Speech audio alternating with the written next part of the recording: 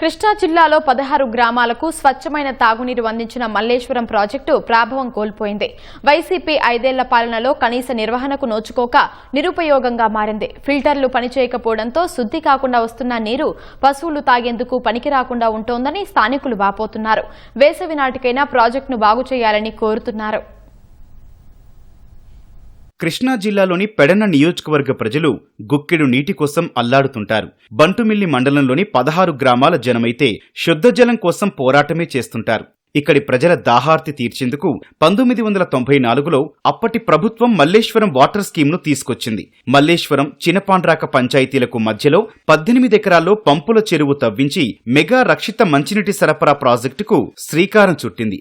దీని ద్వారా బంటుమిల్లి మండలంలోని 16 గ్రామాలతో పాటు కృత్తివెన్ను మండలంలోని కొన్ని ఊళ్లకు తాగునీరు సరఫరా చేసేవారు. కాగిత వెంకట్రావు ఎమ్మెల్యేగా ఉన్న సమయంలో మరో చెరువు నిర్మాణం కోసం పాత చెరువు పక్కనే 14.75 ఎకరాలు కొనుగోలు చేశారు. ఈ కొత్త చెరువు నిర్మాణం పూర్తయితే నియోజకవర్గంలో దాదాపు 50% నీటి సమస్య తీరుతుందని భావించారు. తర్వాత కాగిత వెంకట్రావు మరణించడం, ప్రభుత్వాలు మారడం వంటి కారణాలతో చెరువు పనులు నిలిచిపోయాయి. వైసీపీ సర్కారు మల్లేశ్వరం ప్రాజెక్టు నిర్వహణను కూడా అటకెక్కించడంతో ప్రజలు స్వచ్ఛమైన త్రాగునీటికి దూరమయ్యారు. బంటిమిల్లి మండలంలో మల్లేశ్వరం స్కీమ్ అండి.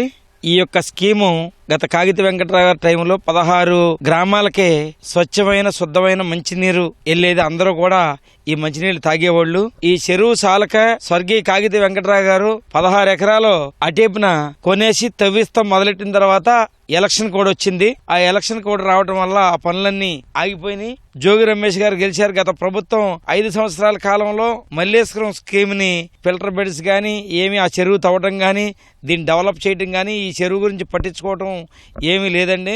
రా వాటర్ పంపిస్తున్నారు ఫిల్టర్ చేయకోకుండా.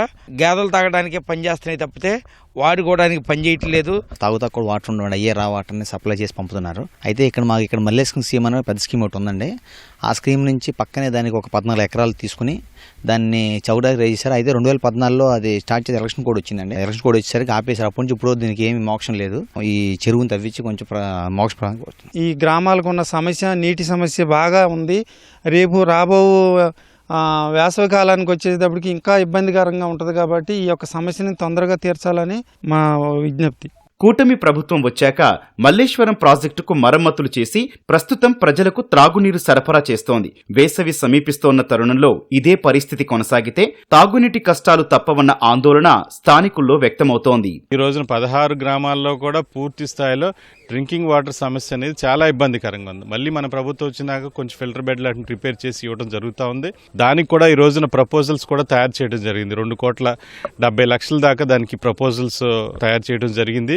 ఎంపీ బాలసౌరి గారి దృష్టికి కూడా తీసుకెళ్లడం జరిగింది. ఆయన కూడా సిఎస్ఆర్ గ్రాంట్ కూడా పెడతానని చెప్పేసి చెప్పడం జరిగింది. అది గనక మనకు పూర్తి చేసినట్టయితే ఆ 16 గ్రామాలు ప్లస్ బంటుమిల్లికి కూడా ఏ విధంగా నీళ్లు ఇవ్వాలి అనేది ఎట్లాగో కొత్తగా ల్యాండ్ కూడా ఎక్విజిషన్ చేసాం. అది కూడా పూర్తి స్థాయిలో తవ్వేసేసి రెండింటిని కనుక చేసి అక్కడ ఫిల్టర్ బెడ్లు అన్నింటిని కూడా రిపేర్ చేసినట్టు డెఫినెట్గా 16 గ్రామాలు అదనంగా బంటిమిల్లికి కూడా ఎటువంటి తాగునీటి సమస్య లేకుండా చేయొచ్చు. త్వరలోనే ఆ నిధులు రాగానే కూడా తాగునీటి సమస్యను కూడా పరిష్కారం చేస్తాం. కొత్త చెరువు నిర్మాణానికి ప్రతిపాదనలు చేశామని, త్వరలోనే పనులు ప్రారంభిస్తామని ఎమ్మెల్యే కాగిత కృష్ణప్రసాద్ తెలిపారు. బంటుమిల్లి మండలంలో ఉన్న దాదాపు 16 గ్రామాల ప్రజలు మంచినీటి అద్దరితో తీవ్ర ఇక్కట్లు ఎదుర్కొంటున్నారు. మరో కొద్ది రోజుల్లో వేసవికాలం రానున్న నేపథ్యంలో మంచినీటి సమస్యలు తలెత్తే అవకాశం ఉంది. కాబట్టి ఏదైతే 14 ఎకరాల చెరువు నిర్మాణం ఉందో దాన్ని త్వరితగతిన పూర్తి చేసి తమకు మంచినీరు ఇవ్వాలంటూ కూడా స్థానికులు కోరుతున్నారు. కెమెరామెన్ నాగరాజ్తో శ్రీనివాస్, ఈటీవీ న్యూస్, పెడన, కృష్ణా జిల్లా.